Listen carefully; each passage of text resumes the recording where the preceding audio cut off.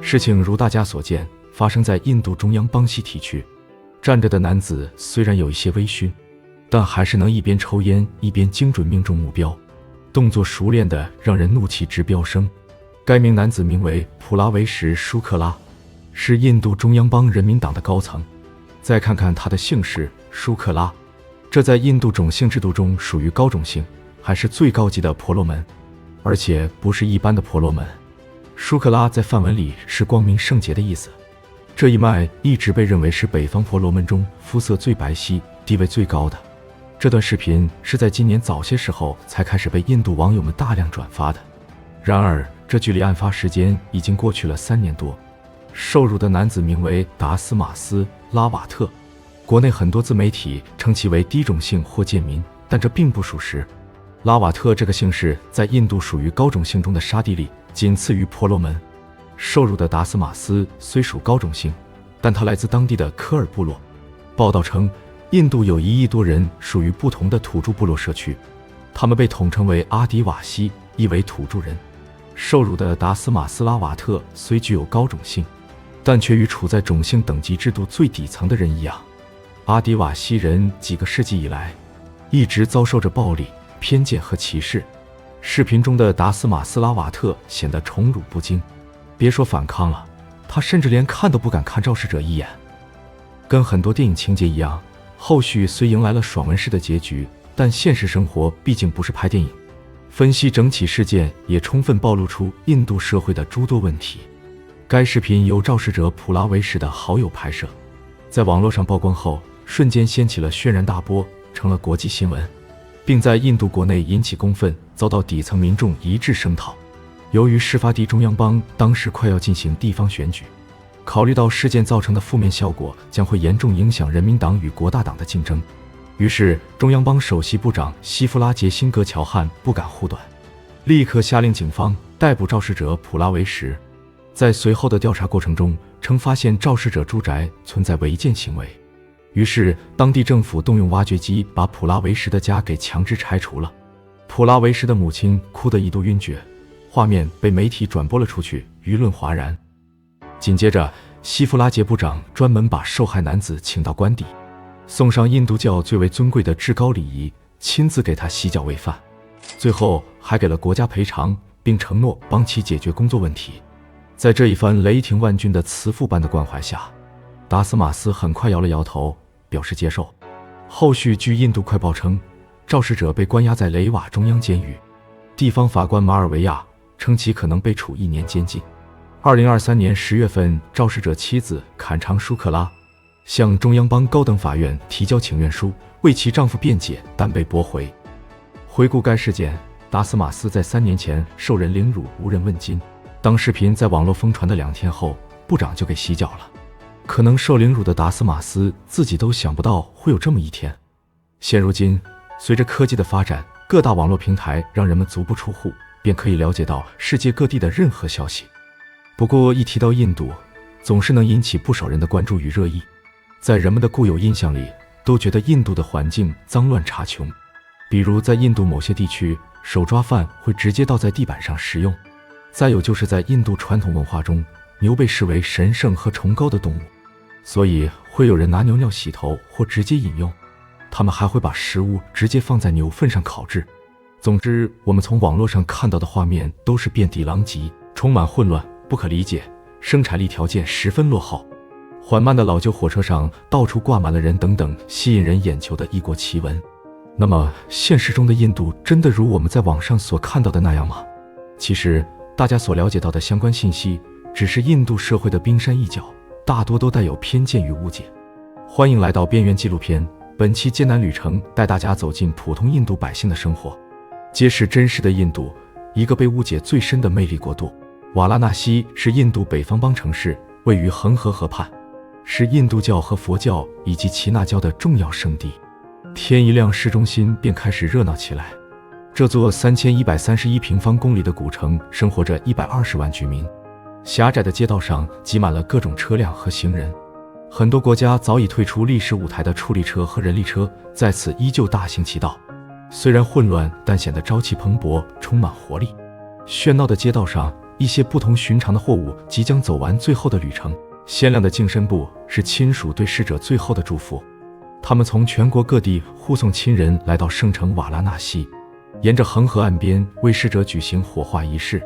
有些家属需要长途跋涉数百公里才能抵达，还有一些人负责运送日常火葬所需的数千吨木材，以确保圣火的不断燃烧。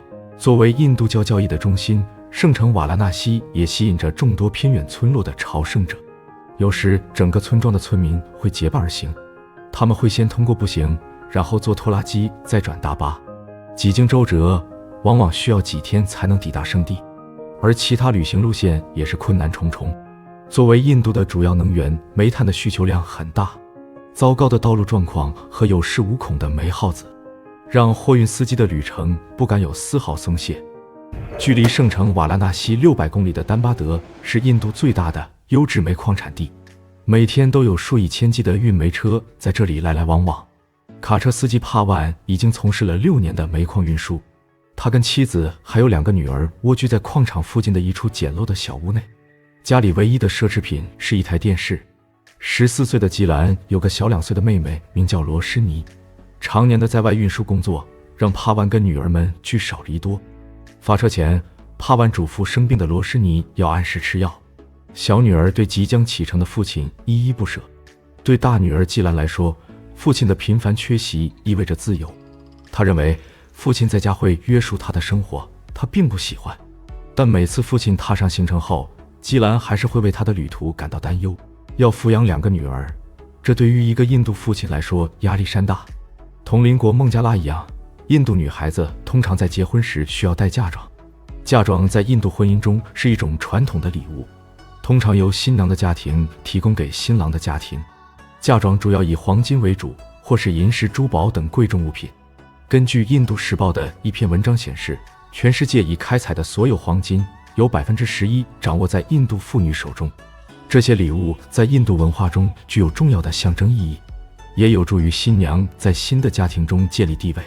嫁妆的价值和内容会因地区和家庭而异，但它在印度婚礼中一直是一个重要的传统元素。眼下帕万的2个女儿还小，他的目标也很简单，就是能让2姊妹交得起学费，吃得好，穿得好。他希望给孩子们一个美好的未来，为此他正努力工作。帕万所在的丹巴德地区拥有120座煤矿，其中的库斯曼达煤矿更是最大的一座。在世界煤矿年产量排行中，库斯曼达煤矿曾以年产量4900万吨排在第3，因此丹巴德被称为印度的煤炭之都。早上7点，帕万开始前往矿区。装卸区位于矿区中心位置，距离矿井入口4公里。坐在副驾驶的是帕万的妹夫兼助手高文，他们俩将共同完成这趟前往圣城瓦拉纳西的运输任务。在印度，由于劳动力成本很低，所以该煤矿目前的很多工作环节都由人力完成，并未实现自动化。煤矿装满一车最快需要花费1个半小时。由于效率较低，有时这里会塞满近1000辆等待装煤的货车。对于司机来说，等待是漫长的，往往需要4、5个小时。而矿主并没有对矿区进行机械化升级的打算。帕万曾经也在该矿区干了4年的装车工，由于这份工作极其辛苦且收入也很低，于是他去学习了驾驶，并成为了一名运输公司的司机。但从事货运司机这份工作也并不轻松。等待3小时后，帕万的货车被装满，总共16吨。一般情况下，600公里的路程，第2天就能送达。不过，满载煤炭的卡车永远不会一帆风顺。这个时段，矿区有数百辆卡车进出，堵车的状况不可避免。在印度，煤炭就是黄金，觊觎煤炭的人已经在暗处虎视眈眈。驶出矿区的这段路有4公里长，所有的司机走这段路都提心吊胆。这是因为该路段较为拥堵，运煤车速度并不快，所以就催生出以偷煤为生的职业，其实就是明抢。他们被当地人叫做煤耗子，我们这里暂且称之为巴煤客。他们会从经过的货车上进行肆无忌惮的掠夺，所有司机对此都无能为力。这群巴煤客会在车辆堵得无法动弹时迅速上车，他们中的很多人虽然只是10几岁的少年，但分工明确，有负责往下扔煤的，有在车下捡煤转运的。这需要他们具备敏捷快速的行动能力。煤车不会在此长时间停留，拿得越多，他们的收入也就越丰厚。库斯曼达矿区旁边的村庄有500个家庭，世代以此为生，也有越来越多的外地人来此分一杯羹。13岁的巴布鲁由于胆子大且身手敏捷，所以成为了一个巴煤团伙的孩子王。他从小就跟在父母后面从事这份危险的营生，耳濡目染，如今他也走上了父母的老路。父亲在一次行动中受伤严重，丧失了劳动能力，母亲则常年卧病在床。作为独生子，巴布鲁成了一家的顶梁柱。当地政府和矿区负责人也很早就放弃了阻止他们的努力，因为巴煤客实在太多了，当地也很难找到其他工作。如果阻止他们，就会断了很多人的生路。另外，比起矿井丰富的产量，他们消耗的那些只能算是毛毛雨。和这里很多孩子一样，巴布鲁从未上过学，他对目前的生活状态也很满意。运气好的话，他跟小伙伴们每人每天能得到3欧元的报酬，折合人民币约23块左右。帕万看着眼前的景象，表情很平静。